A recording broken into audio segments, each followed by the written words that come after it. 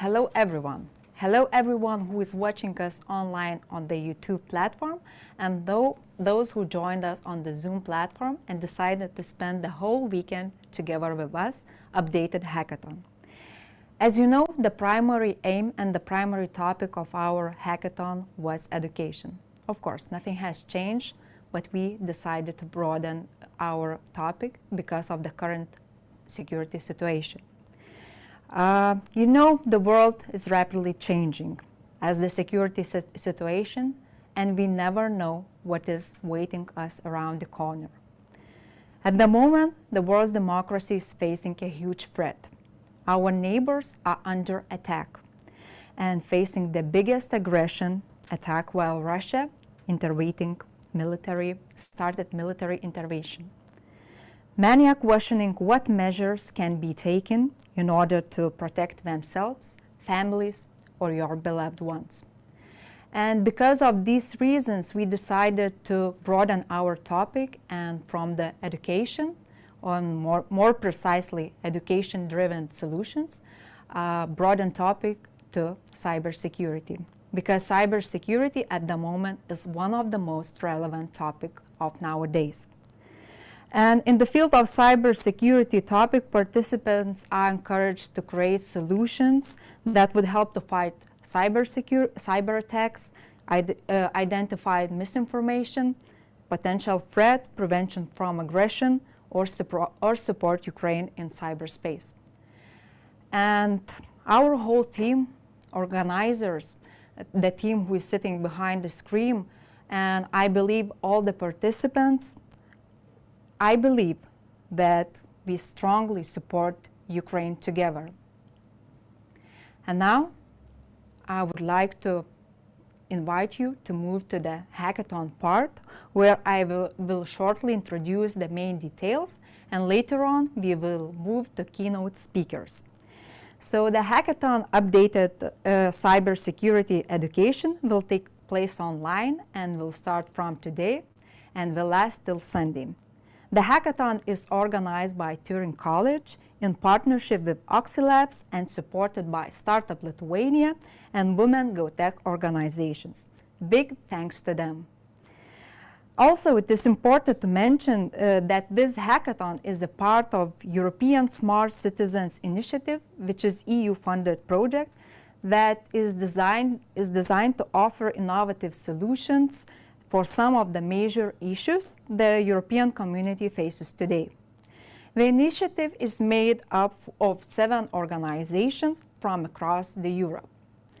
For 3 days, participants of the hackathon will be generating ideas, will be looking for solutions to tackle the challenges, and will seek to prepare the working prototypes for the Sunday. And the Sunday will be the final pitches day. So during these 3 days, participants not only will be working together, but also will receive the support from the mentors, from the experts, from the various fields. And the teams which will be formed before this event or today will pitch their ideas to the jury on Sunday. And as I mentioned previously, our goal here is to present the prototypes, to present the working prototypes in the final moment.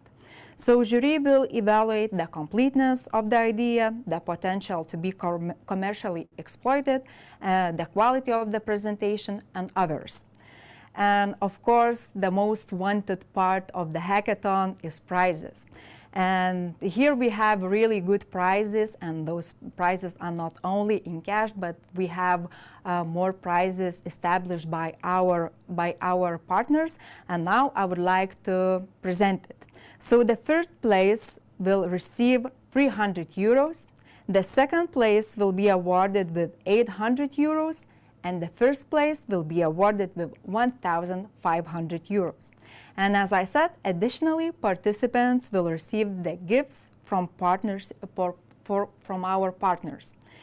And one more additional information, as our organizers said it is important to mention this information, that the call for 2 scholarships for data analytics course in Turing College are open. So if you are interested in this area, you should definitely, I'm talking with participants of the hackathon, you should definitely find Alge on the Discord and ask about this opportunity. Believe in me, this opportunity happens once in a lifetime, so you have to take this chance. So now I would like to move to the welcome words, and I would like to invite the representative of the main organizer, the Turing College representative, Monika Simashkaite, who will greet participants and those who are watching us online. And as you can see, Monika is sitting there not alone. Monika has a strong support on her, I think, right? Yes. And here is Alge. Alge will be during the whole weekend together with us, and she will support us from the technical questions to organizational. So just find Alge and Monika on Discord and ask whatever you want about the hackathon, of course. So Monika, please, we would like to hear your inspiring welcome words. Hopefully it will be inspiring. I hear my echo a bit. Okay, you can continue. Yeah. Okay, sorry guys. Monika, we cannot hear you. Oh, can we hear me now? Right now? Not yet. I can hear you. Here as well. Yeah, we can hear you. Okay, that's fine. Hey everyone. So the others.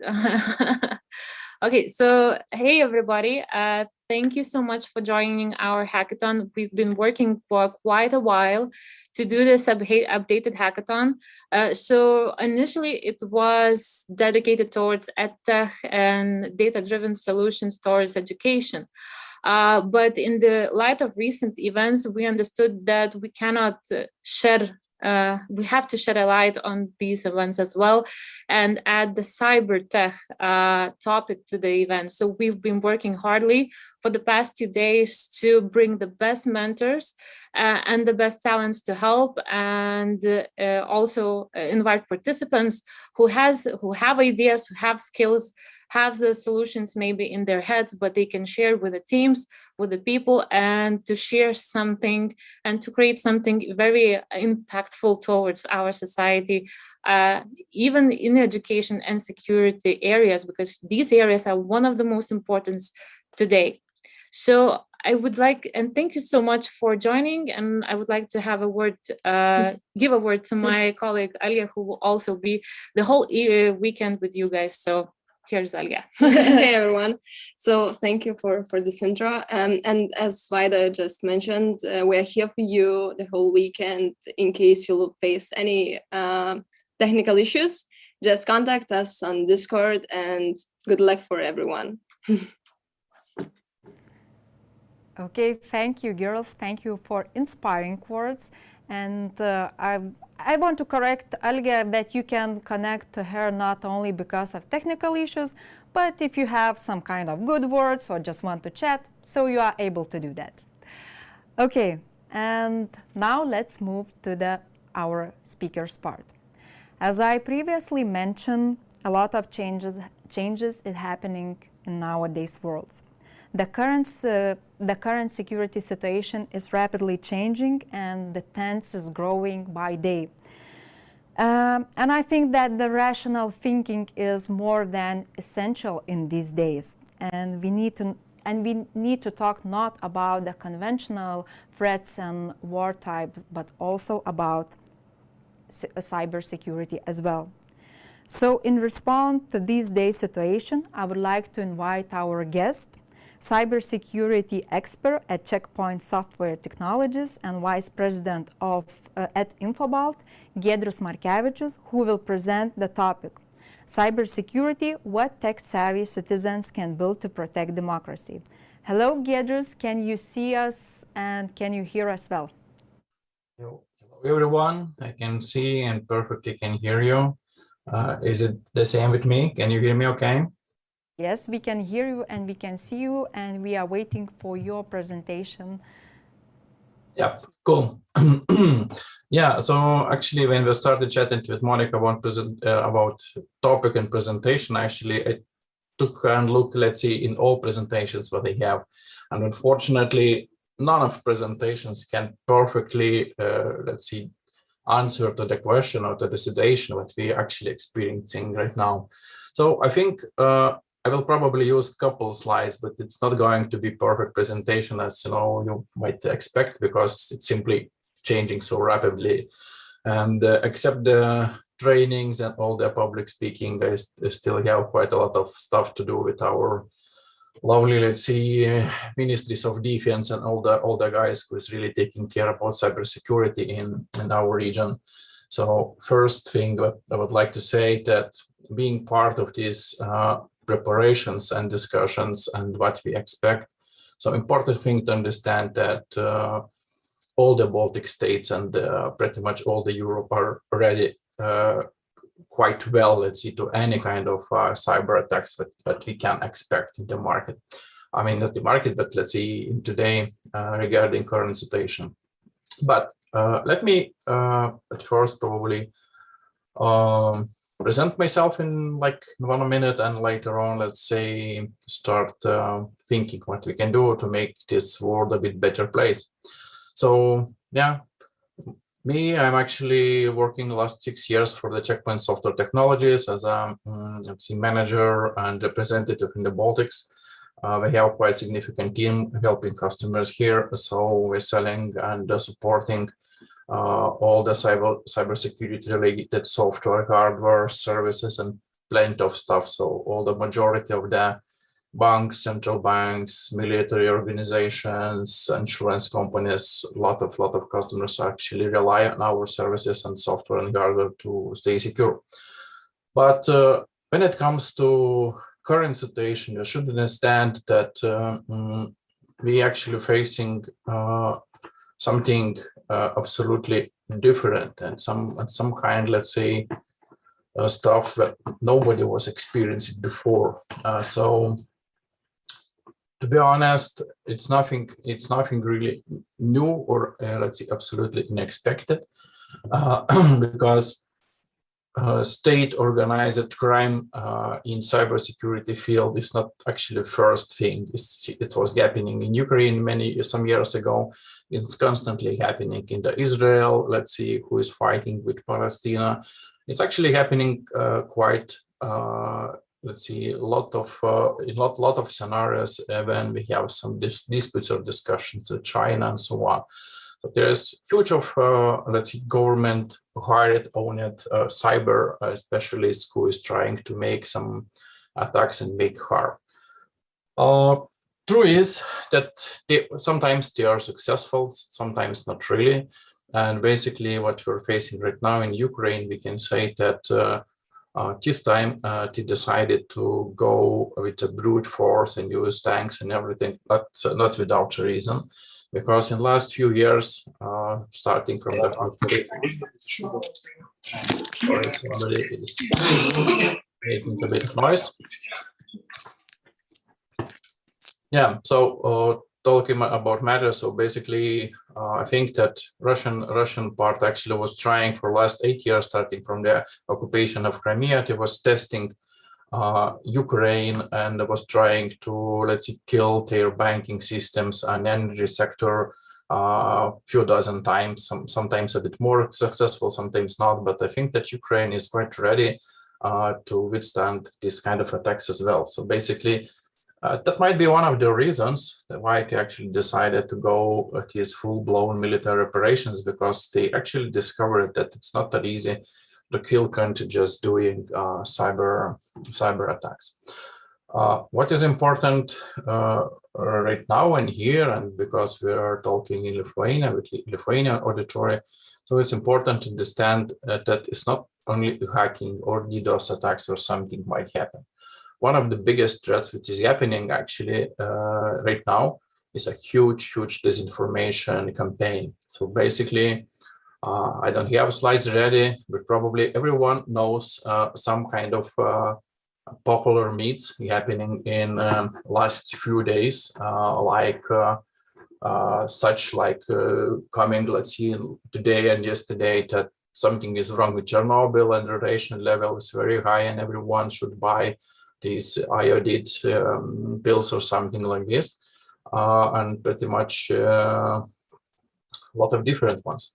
It will be great if you can put in the chat some rumors or fake news what you already spotted by yourself, just to share with everyone. It might be linked to Facebook, or maybe just describe what you hear and what you believe is absolutely, let's see, kind of fake news or something like this.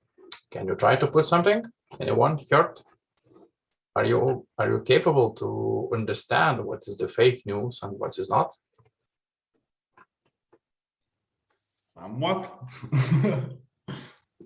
I mean, anyone heard or discovered lately in the last few days some, let's see, disinformation and fake news against Ukraine or against Lithuania or something like this? Just write it in the chat. Don't say it, because it will be quite tough. Absolutely. So I see one is saying that you heard some. Just okay. Yeah, I see some guys is coming with some ideas. Yeah. So disinformation war or fake news is a huge problem. So basically, what is the tasks and what we can do about that? So first things first, of course, Russian part is using huge army of the bots and fake accounts. They creating them in thousands per day. And these bots usually, they doesn't stay silent. They publishing some fake news, they commenting, trying to kind of create image that everything is good in Russia or in Lithuania, something bad. And let's see, usually trying to fight and spread some news. And for that, actually, we have very nice company here in Lithuania who is trying to fight against it. They simply will share, if somebody missed that, company called Debunk.eu. That's one of the, let's see, sources who's really fighting against disinformation coming from the Russia and who is trying to create, let's say, some noise in Lithuanian and European let's see, cyberspace to hide actual things what's going on. So Debunk, what they do, they of course trying to catch this stuff and trying to release and prove that is actually fake stuff and everything. So one good thing is probably to advertise their work, and maybe you can copy some ideas from them if you're willing to start creating something like this. Another great thing, what might you do just without any tools or software or something. So basically be aware and check sources, and most important thing, don't try share any information that might be, let's see, fake news later on. So be very critical what sources you're receiving, and try avoid anything like I heard someone saying or something like this. So double, triple check everything what you hear and what you're willing to share in social media and so on. Third thing, quite important one, if you discover some bots or something, or you discover fake accounts as you believe, or you finally see some people who is, let's see, too emotionally trying to highlight things or something like this, and trying to, let's say that Russia is doing great work or something like this. So don't hesitate to report it to Facebook. It's very easy to do. And basically, of course, Facebook is not very fast on that, and especially because they're receiving hundreds and thousands of these reports per day. These fake accounts, what you're reporting, probably they're not going to disappear in one day, but usually they're cleaning it quite okay, and they're cleaning sometimes and like 100,000 accounts per month. And lately, actually, we see that even shares of the Facebook is dropping slightly because amount of the users using Facebook are actually going down because they're really cleaning from these disinformation bots quite heavily. So take your part and just try to do that. Yeah, it would be cool if you can think about some tools and ideas how you can discover fake information, how you can check information sources, how you can map all together, and probably can we automate somehow. Let's see, it is blocking or discovering fake accounts and so on. So that's one of the things which is very important. Another thing which was working some years ago against Russia. So it's very important for those who can read in Russian to go to official Facebook, Twitter, Instagram sites of Russian authorities and simply put comments and so on, and just say that we not okay with things what you're doing and so on. It's not easy. Usually they are blocking and they don't allow commenting or something like this. But again, sometimes they do it for everyone. Sometimes they just blocking, let's see, customers or visitors from other countries. So there is another thing to think. Let's see how we can put as much as possible information in their Russian, let's see, cyberspace and show them that we are absolutely not okay with things what they do. Second thing, let's see, next thing actually to think about is how to provide as much as possible correct information for Russian people. Because we should really understand that majority of Russians is really greatly brainwashed. They have friends, even have a family living in Russia. And believe me, we have fights every evening because, let's see, propaganda machine in Russia is so great.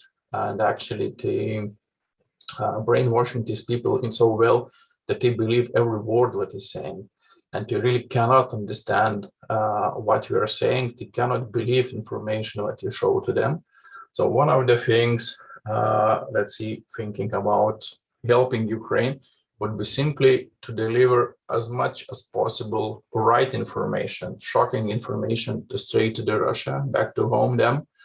And it's not necessary, it should be some hate thing. I mean, it shouldn't be like hate thing or something, just providing right information, what's actually happening, shocking facts and truth, simply to show them that actually everything what they're listening is the lie.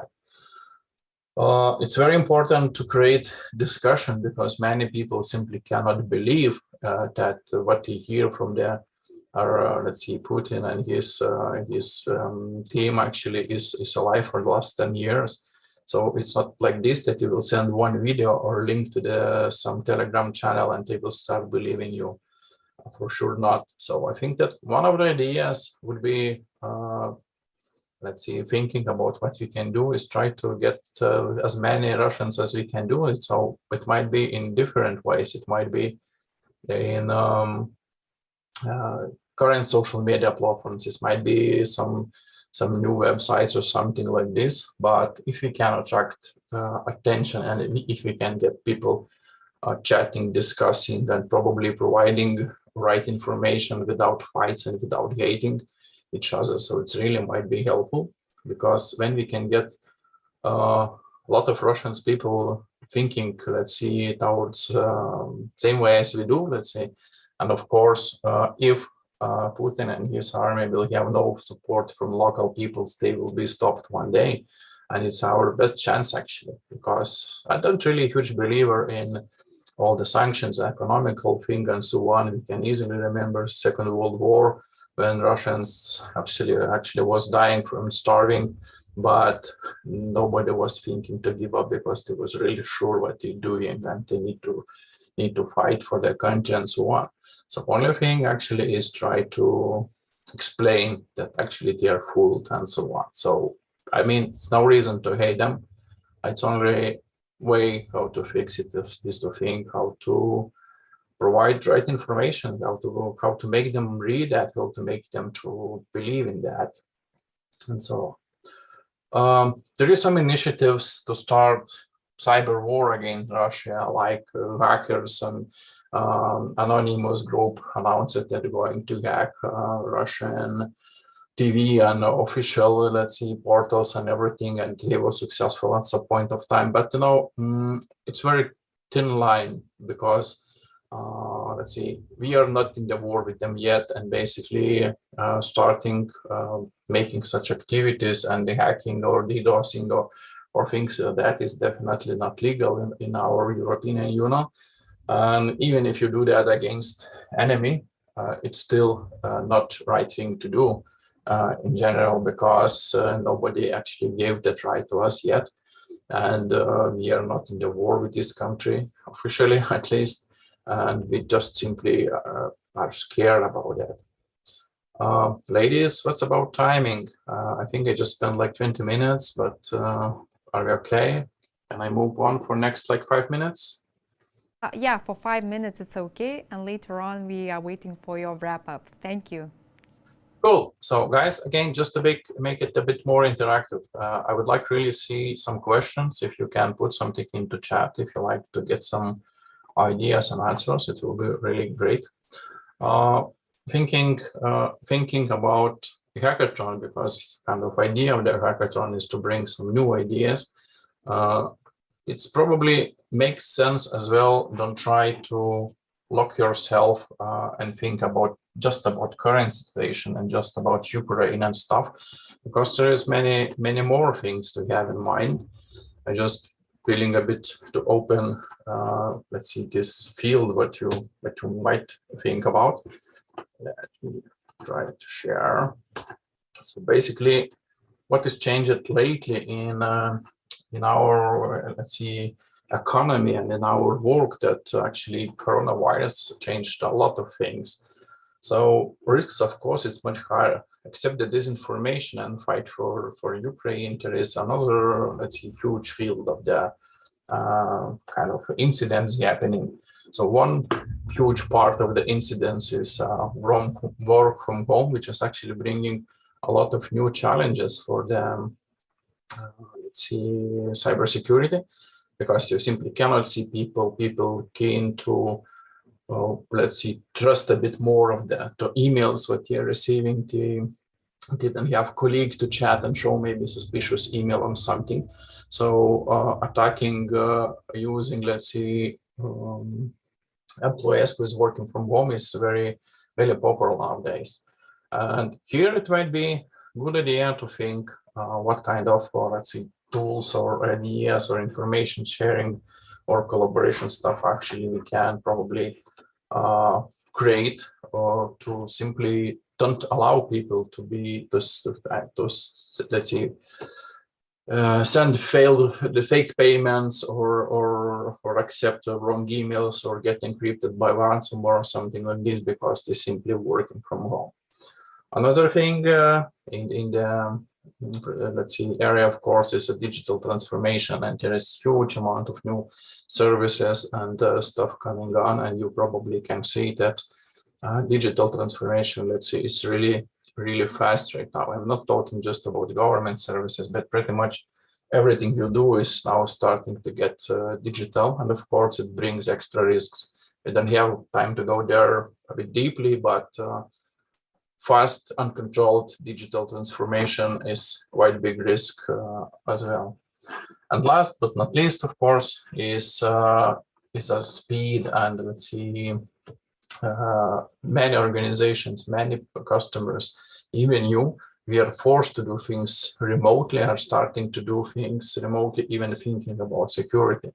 So it might be that you are opening access to your computer using, I don't know, some kind of, let's say, remote managing tools, or maybe you're starting using some online services, or maybe starting share much more files using, let's see, Dropbox or Gmail or stuff like this, and sometimes not really even thinking about security here. So there is huge field, let's see, for the improvement in this area as well. Okay. I just see kind of question that identifying this information is pretty hard, of course. Yeah, that's true. That's hard. So this is why this is hackathon. It's not like, just go and do it. There's really need some fresh look how to make it. I don't say it's not possible, but I totally agree it's hard. So just thinking about everything said and just kind of making a wrap up, I would like to say that yes, now Ukraine disinformation and providing the correct information back to Russia is key and most important thing.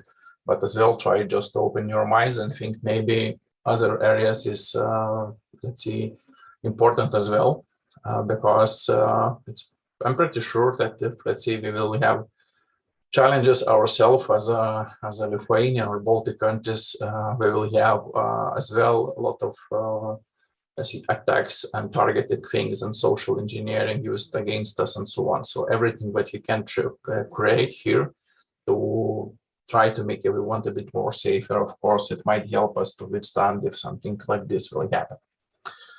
So now I think it's okay. I hope it's something what Monica and you expected from me.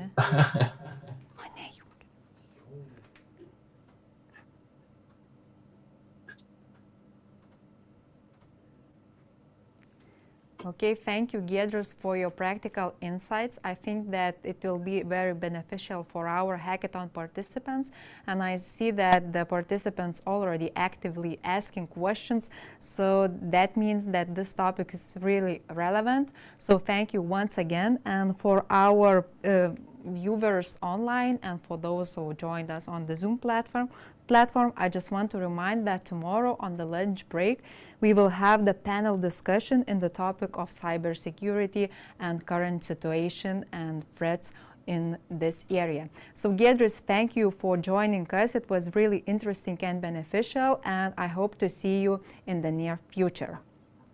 Well, and guys, if you like, I will be here for a while. If you like to send any questions, you can send by Zoom, just write private message or public as you like, and I will try answer it in written. Yeah, I totally encouraging you to do that because Giedrius' insights and his know-how is really useful for your product and idea development. So take this chance and write for Giedrius and chat with him in personal. So thank you once again, and now I would like to invite to move to our keynote speaker. And our keynote speech today will be delivered and presented by our first speaker of today, second speaker of today's. It's Mikhail Sergin, who is co-founder of Outschool and Turing College advisor. Mikhail today will present the topic, the future of data-driven education. And now I would like to remind that both participants who are watching us on YouTube online and both participants on the Zoom platform can provide questions for our speaker. And the link to the Slido, it will be the questions platform, will be attached to the live chat box on YouTube or the chat in the Zoom platform. So you can write questions, and later on I will loudly read them to Mikhail, and he definitely will try to answer it. So Mikhail, can you hear us, and can you see us? And if you can, the floor is yours. Thank you. Yes, I can definitely hear you, and good evening, everybody. Let's talk about early stage startup data. I am really looking forward to the Q&A portion of this, and I probably have too many slides, so I'll skip some, and it'll be a little messy, but let's get to the questions, and we can always come back to any details I skip over. Clicker. There we go.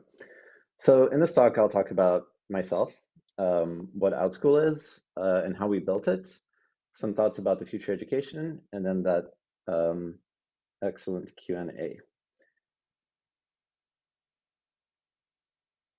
Myself first. I am trying to click the slide clicker.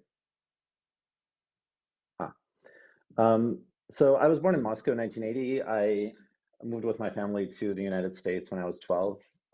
I majored in computer science in college, and because of the timing of all those things and the places where I got to live, I was really lucky to see the early days of the internet, and I got really excited about all the stories of these new companies being built and all the cool websites I was getting to use. And I saw it change very quickly, and I saw it go from this weird thing that only nerdy kids like me were into something that more and more normal mainstream people, grown-ups, companies, businesses were starting to use, and it was growing really fast. It was really fun to see. So even before college, I wanted to get involved with that. I wanted to help to build the internet. I wanted to build new projects and startups, and it sounded so romantic and cool, and it still does. One of my things from before I graduated college that I did that really cemented that idea was my internships.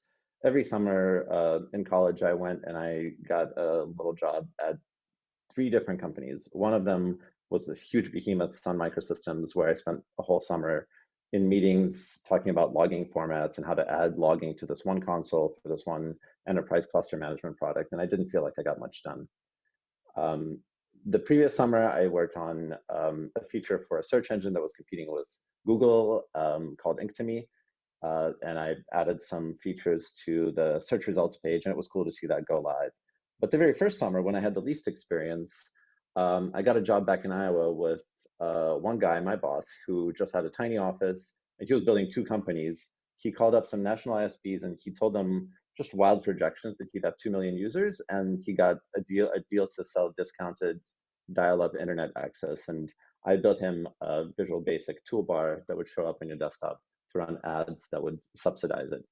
And it was just wild. You know, I had no experience. I was never used Visual Basic before, never built a company before, but I could see just how far you could go with a little bit of confidence and a vision. And that company didn't end up working out well. And that summer, that wasn't even the only thing we built. We also built some Perl scripts to automatically trade stocks in his Ameritrade account. So it was just a wild summer where I could see that if you start from scratch, you can do lots of things in little time. You do have to work hard, but you know, anything could be possible. You don't really need too much permission for new things.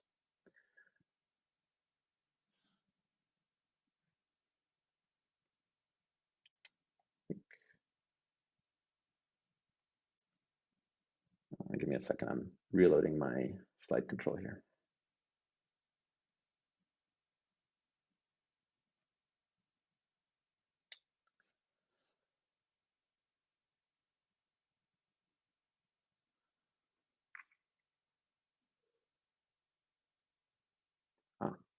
So after college, I did a bunch of projects at some big companies and some small companies using, at first, mostly my computer science degree. The most data sciencey of those jobs was the first one. I worked on the infrastructure team at Amazon, where we were looking at a lot of graphs for distributed system performance, a lot of percentiles and time series graphs. And I wrote a tool to analyze correlations between different parts of the system to figure out what caused a given outage. And then I also carried a pager that paged me a lot. So I had lots of incentives to resolve these issues quickly so I could go back to sleep. And so Amazon could stop losing money. I wanted to move closer to customers, so I switched to AWS and got to build the first version of this thing called the Mechanical Turk. These days, it's used a lot for generating ML, machine learning training data. But back then, we just started with a sentence that came from a conversation between Jeff Bezos and Tim O'Reilly. Let's help machines use human intelligence. And we didn't know what that meant, but 2 years later, we launched what is now the Mechanical Turk. That was a 2-year marathon before we launched or got anything into the hands of customers. And one of the things I learned from that experience was not to do that, to launch much sooner and to start getting signals from customers faster. I wanted to take some risks because I was young and I'd always wanted to do startups, and now I'd been at at Amazon for a long time. So I went and I tried to build a startup on top of the Mechanical Turk to build concierge shopping recommendations. And we did build the service, but I learned a lot about what not to do at startups. We didn't know how to market it, how to acquire customers. We didn't really have demand. We just had this cool feature, which was you could send us an email and we'd send you some paragraphs of text about what you should buy based on your email. But it would take 48 hours, and nobody was really willing to have the patience to try out some service that takes 48 hours to give you basically fancy search results. I was pretty stressed out at the end of that, so I had to shut it down 2 years later. I joined another startup founded by some ex-Amazon friends who were building payment APIs, and they actually had customers for their payments APIs, Facebook developers and social networks, and I wanted to see how their customers make money and how all these startups work. So I helped them build some APIs. Eventually, we got acquired by Google. I spent another year building payments tools at Google, and then I wanted to do something new again. And I found an autonomous unit, new project at Google, kind of similar to the Mechanical Turk, where instead of paying people a little bit of money to do simple tasks, they were rewarding people by giving them access to news articles in exchange for answering some survey questions. So it's a two-sided marketplace again, and market researchers were paying money to run surveys, and then publishers were getting paid to show those surveys before people got access to content. That was an interesting experience as well. I got to see another kind of service. I got to talk to publishers, and I got to build some new kinds of tools. And I also learned, maybe in another connection to data science, I got to work with some professional survey researchers and learned a lot about that community and the kind of rigor that goes into serious survey research. How to ask questions, how to what kind of questions to ask, how to think about the statistics of the responses and the response rates and what data you're really getting from the kinds of questions you're asking. But eventually I wanted to do something independent and new, and I wanted to do something, instead of doing these 2 to 3 year projects, I wanted to do something, you know, for a much longer time, and I wanted it to be something I cared about.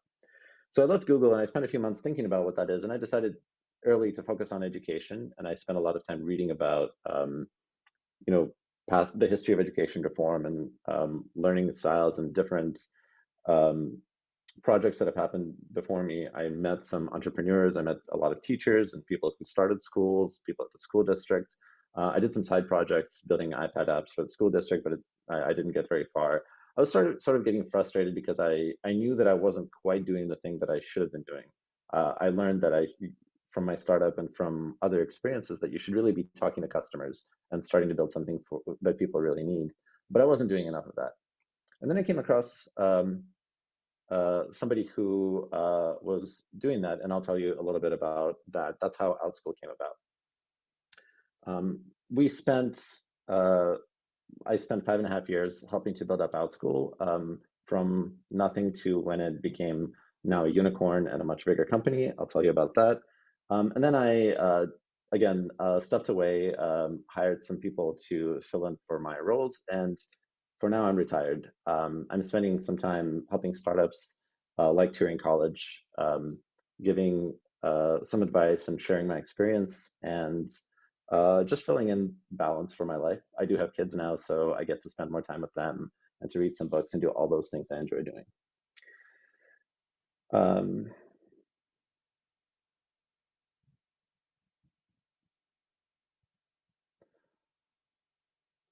I'm here to talk about the future of education and data-driven education, but you know, and I have a lot of relevant experience for all these things. You know, I'm a curious generalist. I've built some pretty big things in education, some pretty big new things. I've used data in a variety of ways, but and I'm pretty excited about the future in general. But I should also tell you that startups are really high variance. There's lots of very different kinds of startups, and when a company gets bigger, you have a lot of natural forces that make bigger companies look similar. But early on, you get a lot of variance from the personalities involved, from the shape of your business model and the kind of thing you're tackling. There are some similarities, but there are also lots of differences. I've also never been a data scientist myself, though I've worked with lots of survey researchers and data scientists and other people who work with data all day.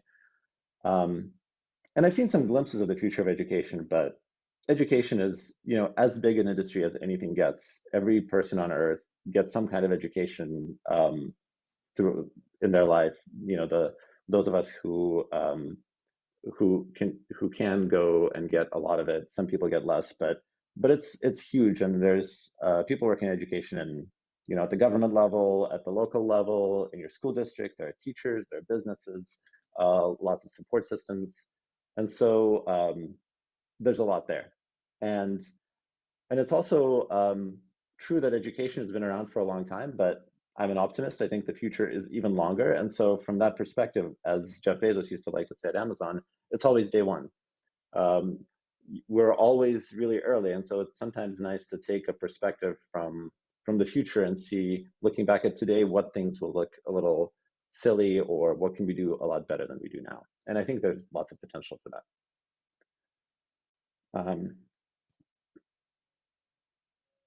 But the other thing I was going to say is, you know, I have all this experience, and I guess my resume looks a little bit impressive, but I'm also not really an expert because these spaces are so big. The best kind of advice and insights I can give you is to share specific stories. And when we got advice from other companies at Outschool, we would ask them for the stories of what happened to them, because everybody generalizes too much from, you know, the few data points of their experience. But it's much better if they just give you the data points, and then you can talk to different people and generalize yourself for the purpose that you need. So some stories coming up.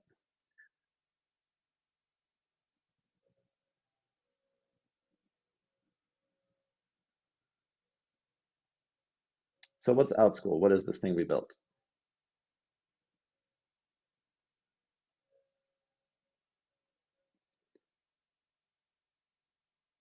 Today, Outschool is a unicorn with a $3 billion valuation. It's a place where kids love learning, and it's an online place. So it's a marketplace of Zoom classes for kids.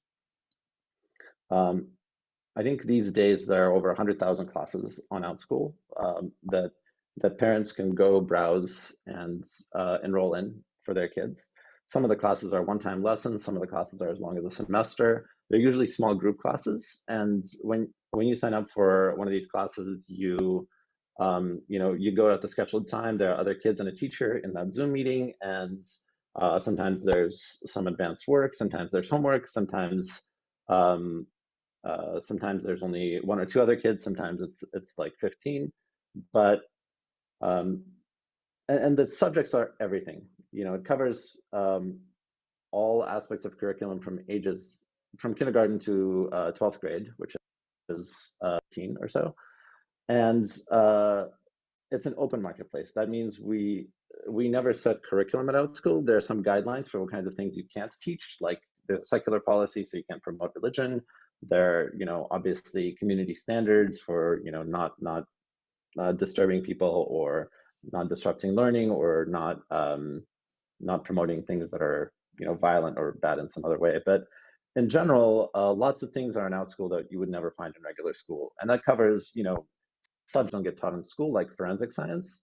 It covers things that are not really exactly like deep mastery learning. There's like an ice cream social club class, I think. It covers some pretty cool things that really appeal to kids, like architecture in Minecraft, or I think songwriting. And it's pretty cool to see all of these things actually happen online between kids from all around the world. It's a pretty big business now. It's also a pretty big company. There's 200 employees these days. I haven't been involved with it since the end of 2020. So I left, my last day was December 31st, 2020. So most of my experience ends there, and that's what I'll talk about.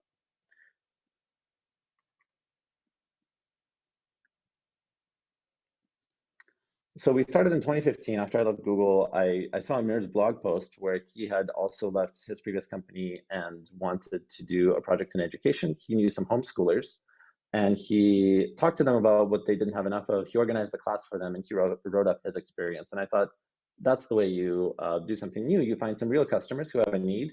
You do something small but real.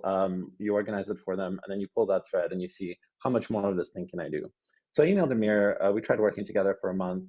He already knew our third co-founder, Nick, from having gone through Y Combinator previously with separate companies in 2008. So we all came together in 2015. And we're, they knew each other. I didn't know them, but we shared a lot because of our prior experiences. We had all been engineers and product managers in the past. We had all tried to start companies and didn't have quite as much success as we were aiming for. We shared these Y Combinator style startup values. Nick and Amir both went through Y Combinator themselves. I had been reading Hacker News for a decade by then, since my first startup. So we kind of had this shared approach to, we need to build something people want.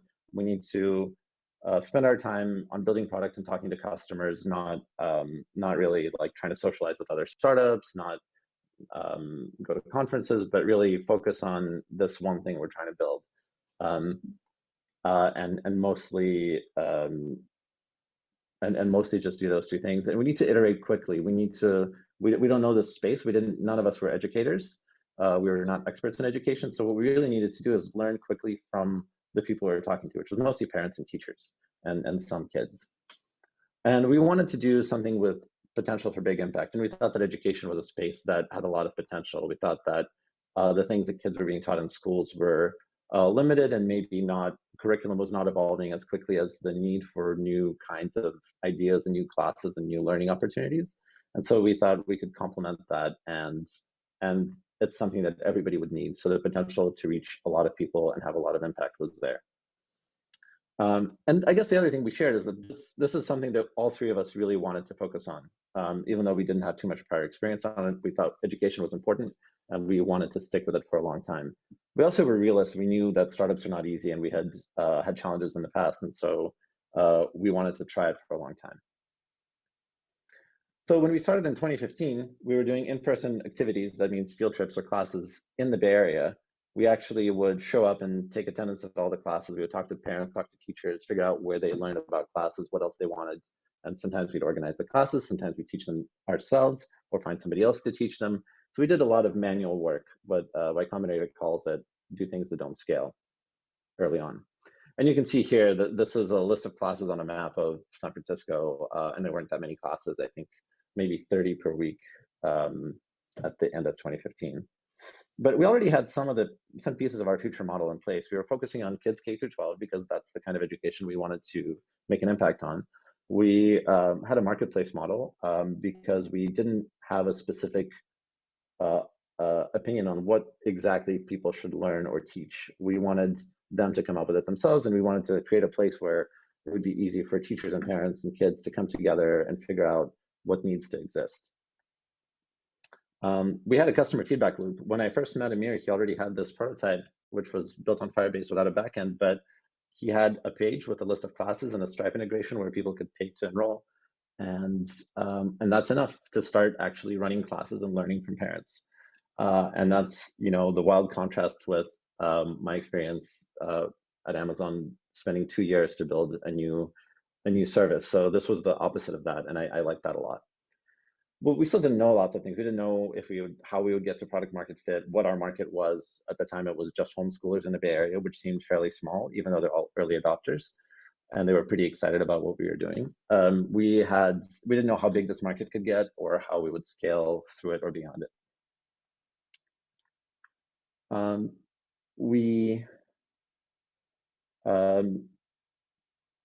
We stayed small for quite a while. At the start of 2018, we had a lot more things. Our website was more sophisticated. We had a marketplace. We had switched to online classes only in 2017. We had this light Zoom integration, which was basically just a link to the Zoom meeting built into our website once you've enrolled. And we had, a really simple classroom page, which is basically just a forum with posts and comments and some attachments. But it was enough to keep learning, and we would build things really lean because we didn't have that many resources. It was just 4 people at the start of 2018. So the website and the scope of the product was really big. We had to build lots of things that there were whole other companies building. So we had a marketplace website, which is already its own product with a pretty complex scheduling dynamic. There are lots of scheduling features because you're trying to have a live group class, and so teachers need to figure out when to schedule it. Parents need to find time, like buy it at a time that works for them and their kids. You need to have some discovery, filter, and search classes that are right for your kid. You need to We had some promotional emails. We had ways to follow teachers and follow and request classes and request times if you didn't find a time that worked for you. We had there's lots of detail that goes into just the marketplace part of it. And then, of course, there's a whole lot of detail that goes into the actual classes. We don't have direct control over the classes because the teachers are independent and they are signing up to teach them. But we are responsible for the quality because it reflects on us. And so we had a support team that my co-founder Nick ran that worked closely with teachers to make sure the classes are good. They would help teachers get better. They would review teacher applications and new class submissions before they would go live to make sure they comply with our policies. They would handle incoming questions and support kind of logistics requests and other challenges. So a lot of challenges would happen because it was relatively new to have these group classes online. Zoom really just enabled group online video chat right when we started using it in 2016.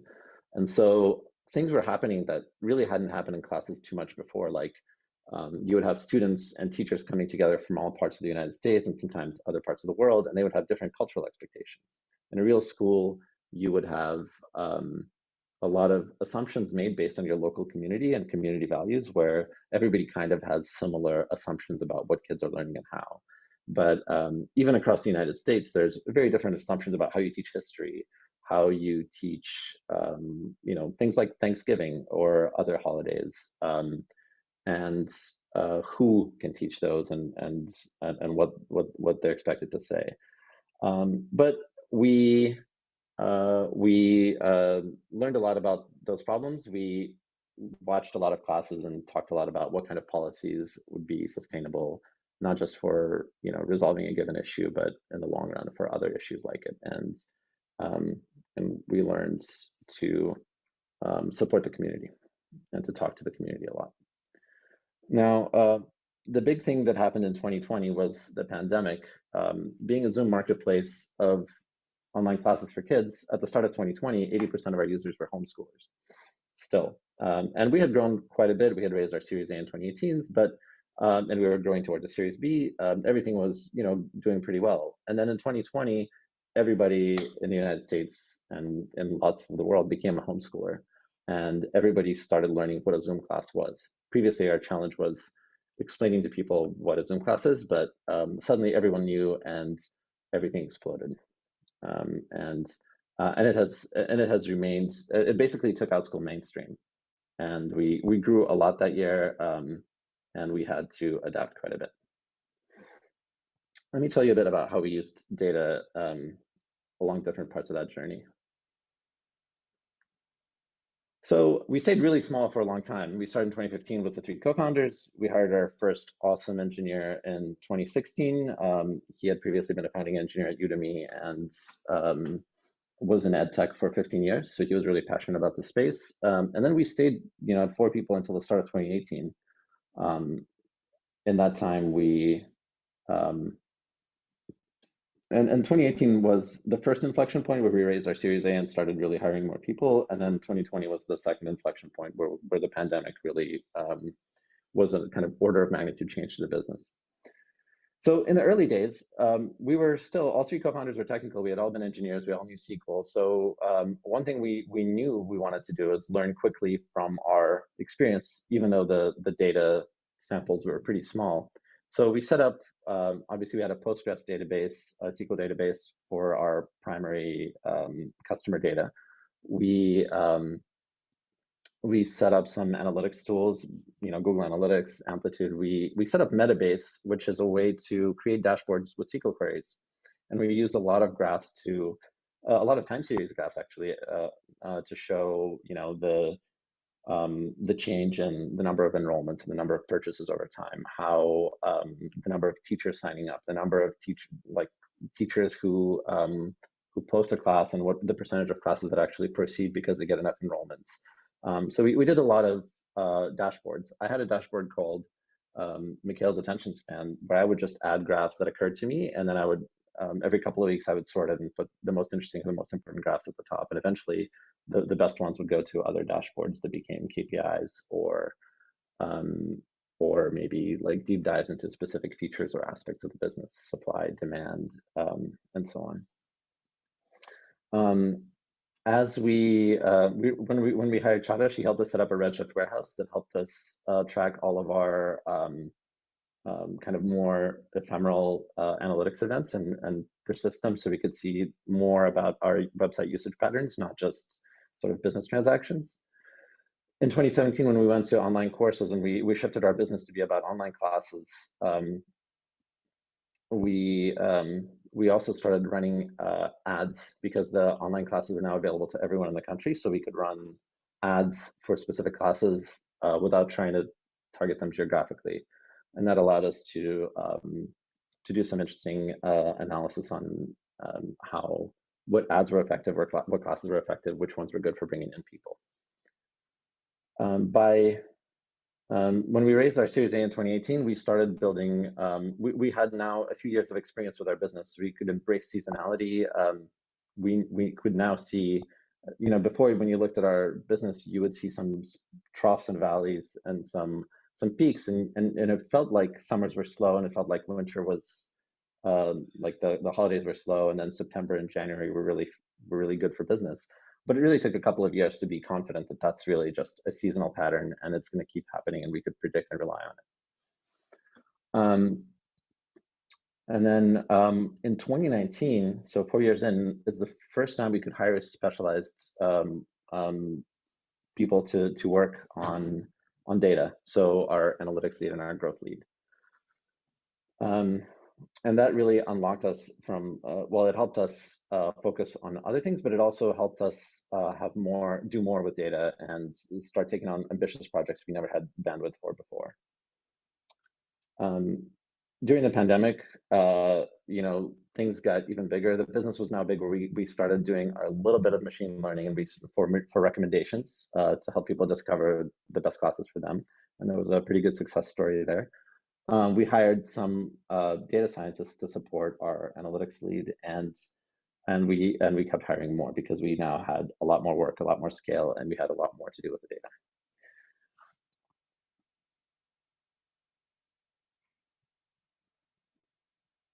So when a startup goes through different stages of growth, your needs change. Very early on, your key is like just direction and survival. You're building this thing for a few users. You don't know how big it can get. Are these really the only people who need it, or are there more? How do you get bigger?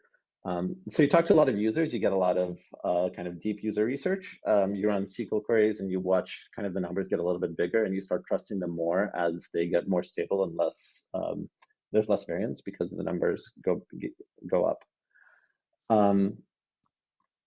Once we went to online classes, it really felt like a big difference. It was just an exploration at first. We wanted to try online classes. We didn't think they would be good, but then 9 months after we tried our first online class, it was 95% of our sales. And so we then saw, oh, wow, this is really where our business should be. Let's just do online classes. And because it was then growing faster and it was easier to iterate, we now had all of these kind of feature ideas and suggestions from our very passionate users, and we had an endless prioritization problem of like, of all these things with the few people we have, what should we build next week?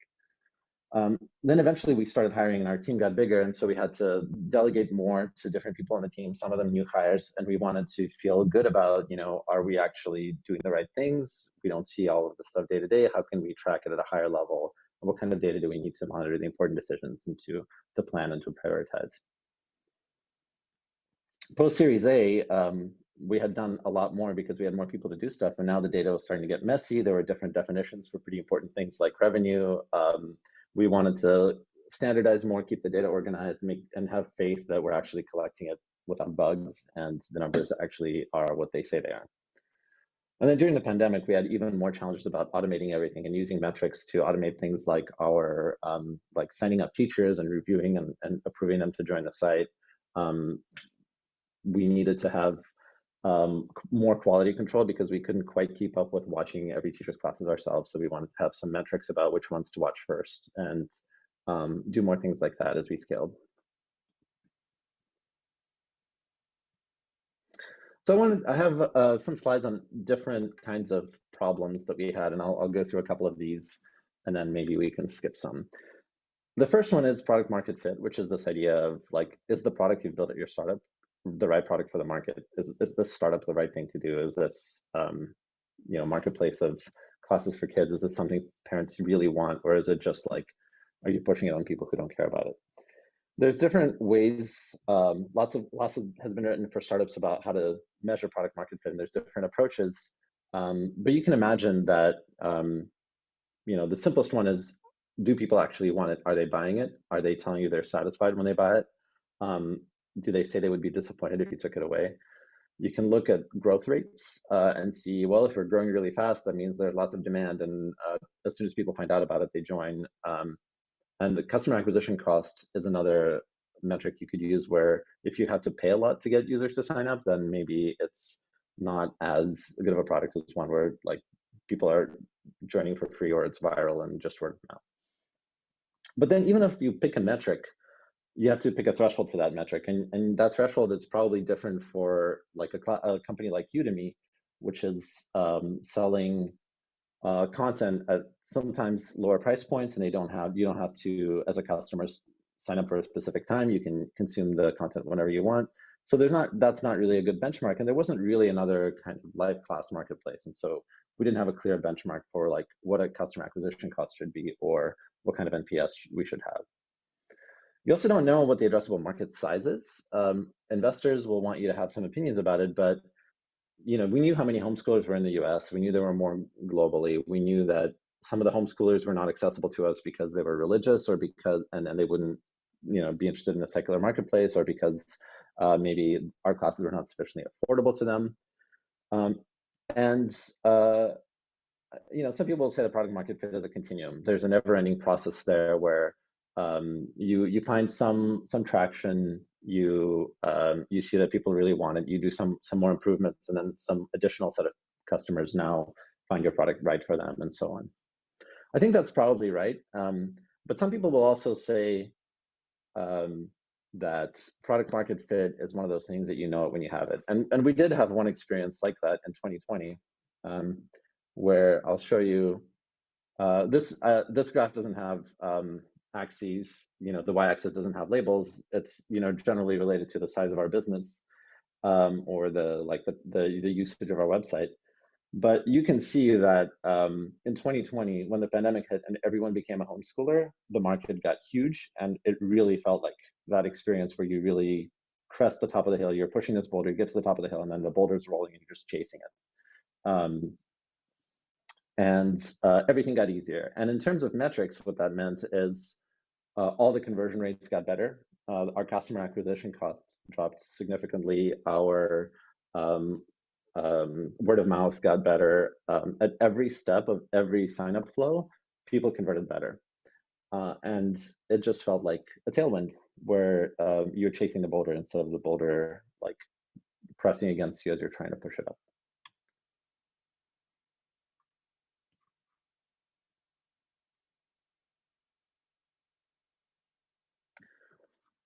I had mentioned that we had this prioritization challenge where we had lots of ideas, lots of projects to build, and we had to choose between them. This is one of those things where we try to use data quite a bit, because we would look at our Metabase dashboards, and we would look at stats for what features customers are requesting.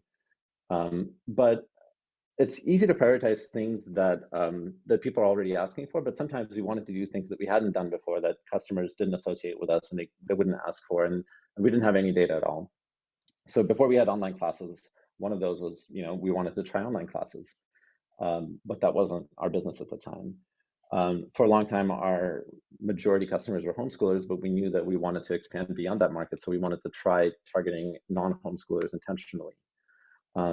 We knew that schedule friction, like it was hard for people to find the classes at the right time for them, and so we wanted to. And at some point there were tens and hundreds of thousands of classes, so we wanted to help people navigate that. So we wanted to try a shopping concierge, where the customers would just talk to somebody on our team, and that somebody would create a schedule for them out of classes that they said they wanted, kind of like that concierge shopping startup I had done originally. And we thought maybe we should build a mobile app. We don't have one yet, and I think they're starting to finally build mobile apps this year, and maybe at the end of last year. But it took us a long time because we couldn't quite justify it. So we came up with a pattern, and this isn't a pattern for how to do this and prioritize it without using data. And that's we had this concept of explorations, which precede experiments, because experiments require kind of a structured question where you're, getting specific data. And explorations would give us enough experience with some new domain where we would know the right questions to ask so that we could then have experiments. And we carved out, in our planning process, we carved out, some 10 to 20% of our time to do these explorations that were strategically important to the company, but too early. And that helped us move forward. And that's what made it possible for us to shift online classes, to plan for growth. And when the pandemic hit and we started worrying, at some point this will be over and people will go back to normal, how do we maintain this momentum? We carved out some explorations for ways to do that. And of course, you want to justify the exploration with potential long-term impact on things matter to your business, but you don't expect that actual impact to happen from the exploration. I'll skip over conversion attribution. Scheduling friction. This is one of the core problems and one of the things that makes our marketplace harder than most marketplaces. So a live group, there's this complex transaction. For a class to go ahead, a teacher needs to schedule it at a time when multiple kids can attend it, and they need to actually discover it and sign up in time. So this creates a lot of uncertainty. Teachers are planning their schedule. They say, which class should I schedule at what time? When should I schedule classes so they sell better? Parents want a simple way to find classes that work for them, but for each parent, that's a little different. Some parents have really overscheduled kids who only have one time slot on Tuesday afternoons. Other parents are pretty flexible and but they care a lot about what class they get, so they only want to do, or maybe they have like already a few things scheduled, and they want to not find conflict so they don't accidentally book a class at the same time as something else their kid is doing. And then all of that comes up against time zones, which are much more complicated for search and discovery, because many of them have issues like daylight savings start at a different time between the teacher and the parent, or the teacher is in a time zone that doesn't have daylight savings, and so a class that you've explained to parents is at 5 p.m. suddenly becomes 6 p.m. next week, and so on. So there's a lot of these kinds of scheduling frictions, and here you can see this is a survey question. We ran weekly surveys for our customers, and sorry, not weekly, quarterly surveys. At first it was monthly, then quarterly. And at one point, I think it was in 2019, we asked this question: for the last class you considered but chose not to enroll in, which of these most influenced your decision? And you can see that meeting time availability, that schedule friction, was by far the biggest one.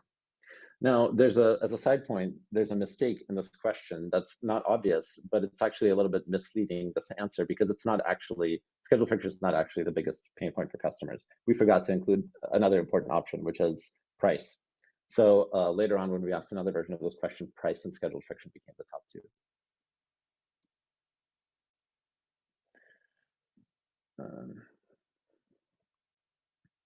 So by the time we started building, at first our schedule friction solutions were just manual, simple filters, drop downs, ways to control what classes you see. And when you have 100 or 1,000 classes, that works well enough. But when you get to 100,000 classes, it gets way more complicated. And so the filters got more involved. And these are some of the filters that OutSchool has now to sort classes filter classes by the time they are scheduled. And you can see that this is for a given class, the availability for a specific class. These are different, we call them sections when the class runs, and you can choose one of these times that works for you before you buy it. Once you have this kind of structure in place, you can imagine there's some data on the back end to express these preferences, both when the customers are searching and both when the teacher is scheduling them. Then you can start doing some analysis. And when teachers ask you, what time should I schedule a class, you can give them heat maps like this, which we have on our support site, I think, and is generated once a day. And it shows teachers this is when most classes happen, and this is when most of the demand is, and this is in Pacific time, the Pacific time zone. We put this up on the support site, and we told our teacher community about it. But one challenge for, you can imagine a kind of daily badge job that generates this data and visualizes it. But one challenge with building a feature like that is actually getting teachers to use it. We put it on our support site, but we had to do quite a bit of proactive messaging in our Facebook groups to tell teachers about it. And some of the power users were really excited, and others didn't really understand, and they needed some explaining. And then later on, eventually, you can see this link isn't actually from OutSchool. I got it from somebody else's blog post, who is a teacher who wrote an explainer blog for other teachers how to schedule classes and when. So we got some help from our community to explain these data-rich features to others.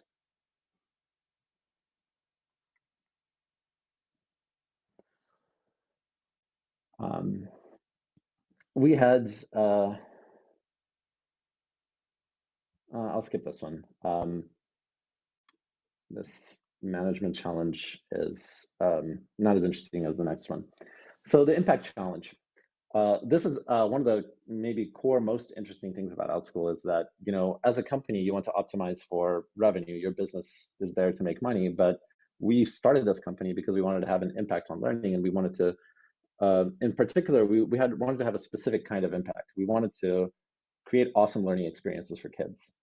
And that's a really subjective thing and very difficult thing to measure, but at scale, you need to make sure you keep doing it, because otherwise, your business will easily optimize for the money and gradually erode away the quality of the learning experiences. So you want to have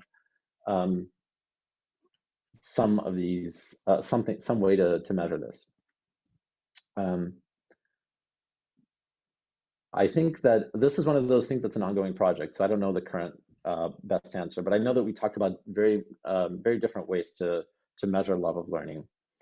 And here's some of the things we talked about and some of the challenges with them. And then maybe you can think about how you would manage, would try to define this metric if you were OutSchool. So one way is to just measure engagement.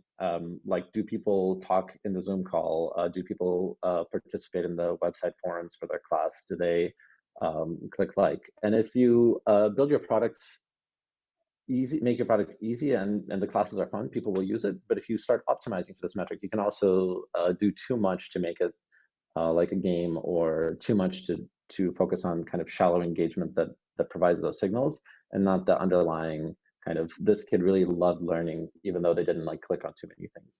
They really loved this class. They remembered it. It made an impact on them. They ended up taking more classes. So another way to think about it is we could just ask kids, or we could ask parents if the class was good. And we certainly do that. We had a review system, and we relied on it a lot, but it didn't feel like quite enough. For one, it didn't quite have enough review rates. For another thing, often asking parents isn't the same as asking the kid who's actually learning, but the kids are sometimes too young or unreliable, or sometimes they're too swayed by fun, like Ice Cream Social Club would get amazing reviews from learners. Standardized testing is a typical answer in education that we can't use because we don't have standard curriculum, and we couldn't possibly design tests for 100,000 classes, or even ask teachers to do that and then compare the apples and oranges.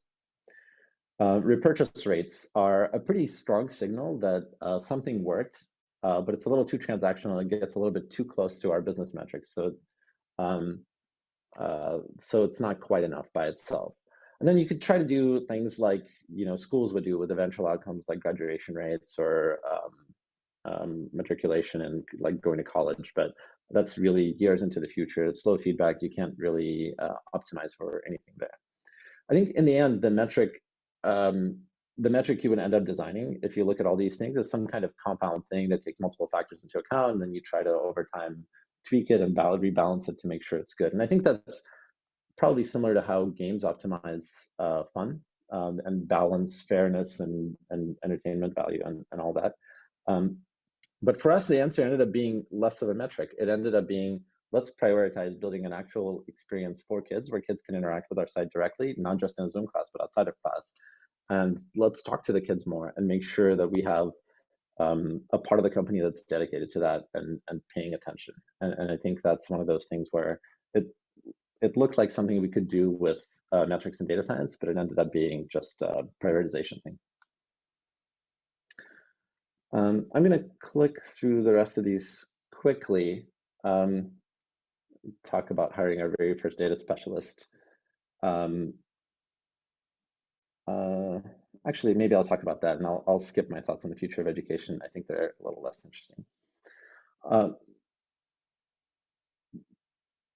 You want to hire somebody to focus on data because we're really data oriented. We spend a lot of time in SQL, but there are trade-offs. You don't want to hire them too soon, but you don't want to hire them too late. Too late, you make a mess. Your data it's too hard to clean up. Everybody is wasting too much time on things they're not specialized at. You know, I had a lot of experience with SQL, but once we hired Paul, our first analytics lead, he was doing things in like minutes that I was taking like half an hour to do. And generally just better quality of data. When he was starting to review some of our queries and ask tough questions, we saw that, you know, the way we were analyzing some of these things were deficient. So in retrospect, we could have certainly tried to hire someone for that role sooner, but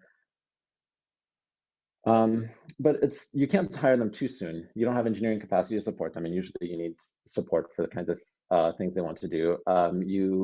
It takes a long time to hire someone, especially in a role that you haven't hired for before. And once you hire them, it takes a long time to support them, to help them figure out their place in organization, what kind of things they're responsible for, how everybody else works with them, how everybody else stops doing the things they used to do and hands them over, and so on. And there would always be budget trades-off, of course, for hiring. Yeah. Mikhail? Yep. Can you hear me? Okay.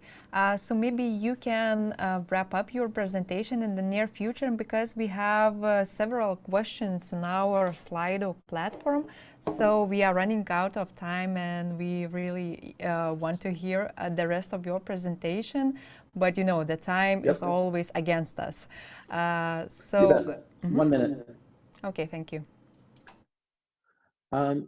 So the future of education, I'm not an expert, so I don't want to talk too long about this. You can read my slides if you like, but I'm an optimist. I think education will be better. We will understand how people learn better. We will use that to build better tools, and we will use that to develop better teaching techniques. I think education will be more relevant because with computers and other tools, learners will be able to choose the paths that work for them and suit their goals. And it'll be just more fun.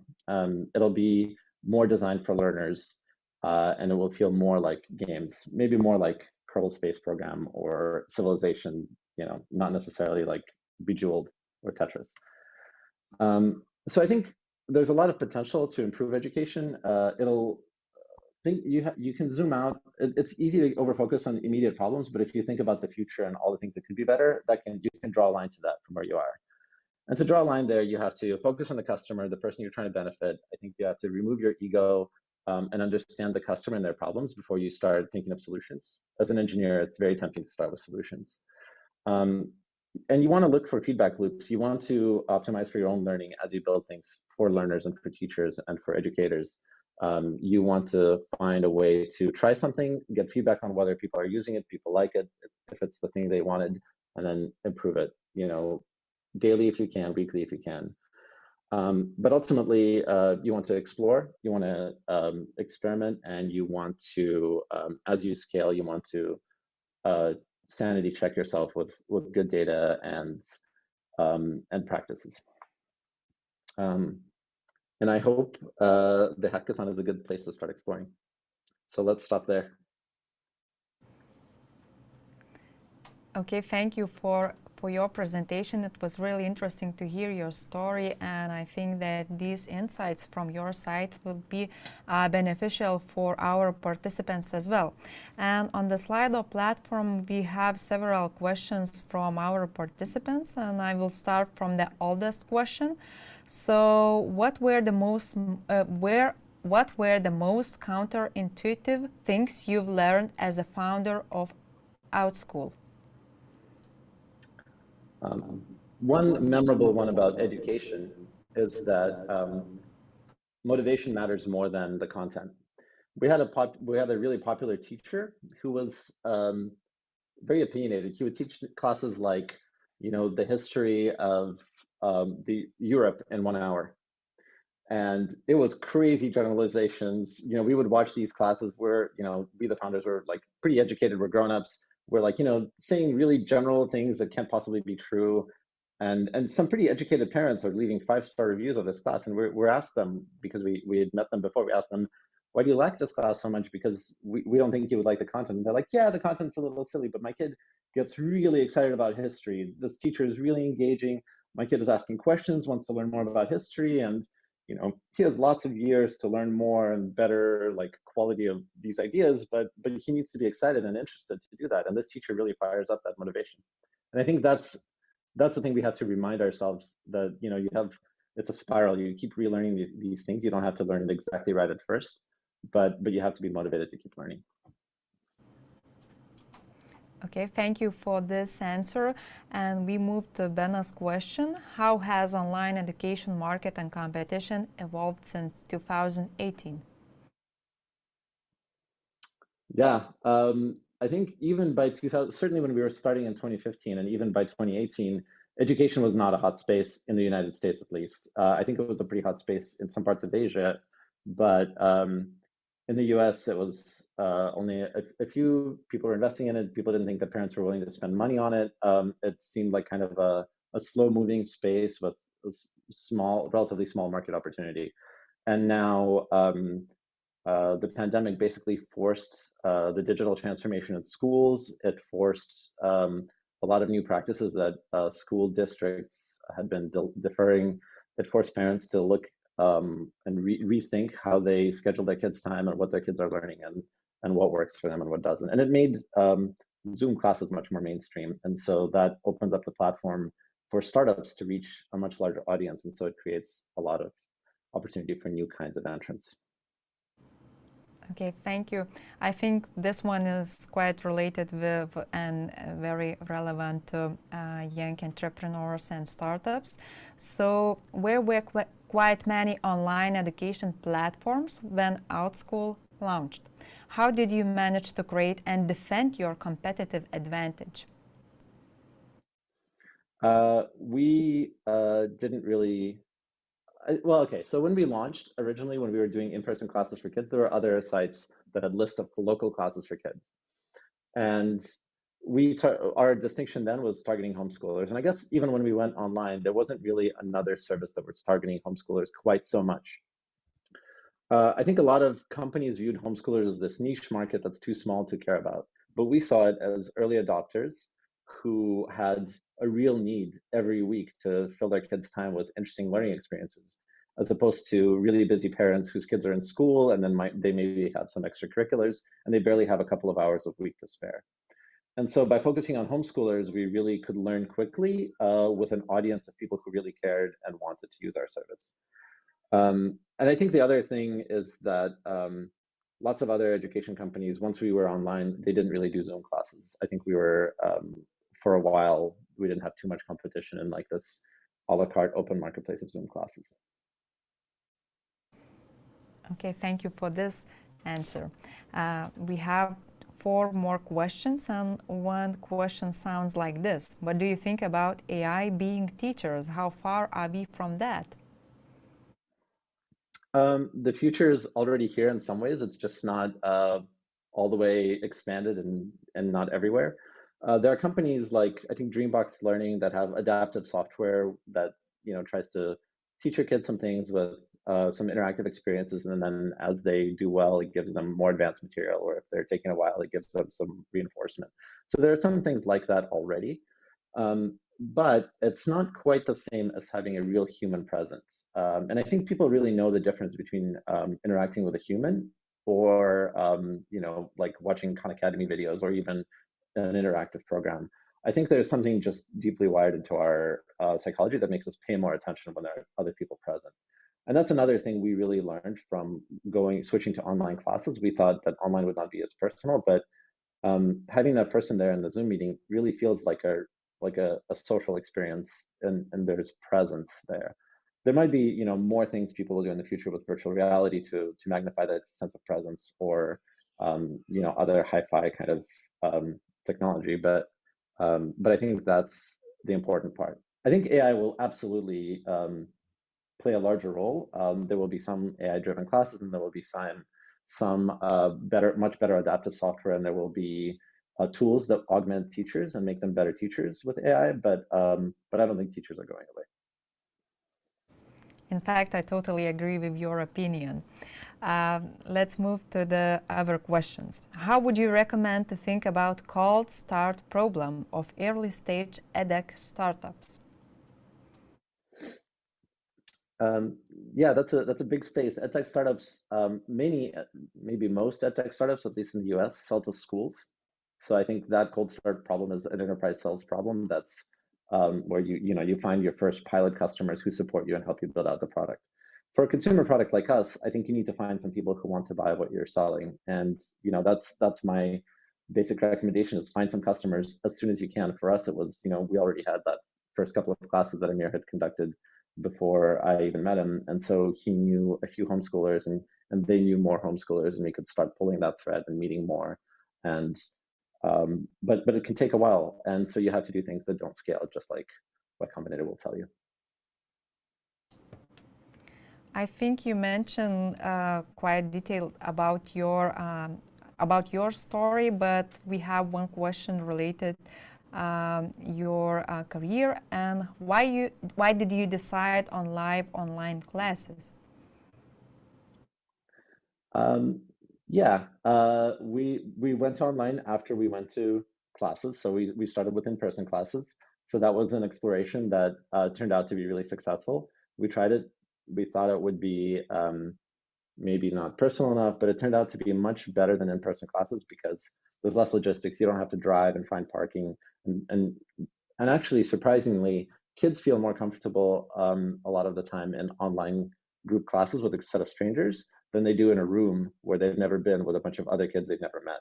I think that's a little bit of a scary, or like just a stressful experience that can take away from the focus on learning. So it turned out, and I guess the other big thing is that the internet's amazing for breaking geographical boundaries. When you have a limit on selection based on like where you can drive, 5 miles from your house or 15 miles from your house, that means you don't have that many classes to choose from. But when you have thousands of teachers around the world competing to offer you classes, you have a lot more choice, and you're much more likely to have an awesome class. Thank you, Mikhail. And we have the last question. In love of learning, I think curiosity is one of the best metrics. Would you say so? How to quantify curiosity? Yeah. Well, I think you could do things like, does this person ask questions? Do they take more classes after this one on the same topic or from the same teacher? You can, but some of it is also very, like different personalities express curiosity in different ways. And it's really easy to be biased for your own, like, this is what I would express curiosity like, so that's how you measure it. But you have to step back from that a little. I think you can ask people how curious they are. You can, but in the end, I think curiosity is kind of a proxy concept. I think and it's also like a little bit of kind of blaming the learner. If you can't really say somebody's not curious because a lot of the times it's that the teacher is not engaging enough, or the way they're engaging doesn't work for that particular learner.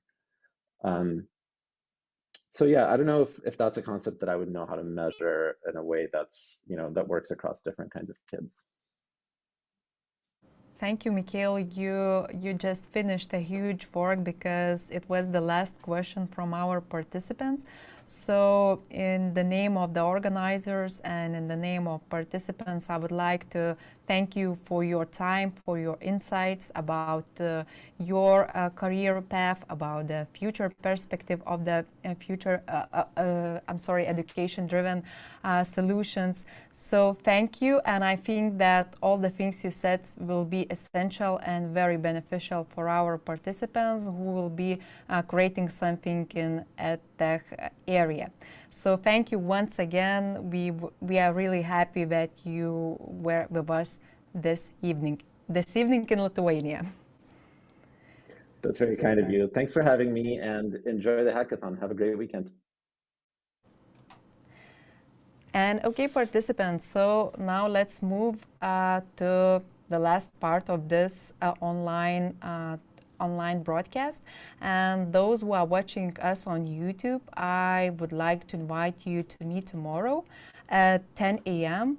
We will start with keynote speech, and this speech will be broadcast on YouTube, so you are welcome to watch it. And the Zoom platform attendees, please wait. We will meet after 10 minutes, and we will talk about upcoming activities, about technical stuff, and of course we have some fun stuff to do, like icebreakers. So let's meet in the Zoom platform after 10 minutes.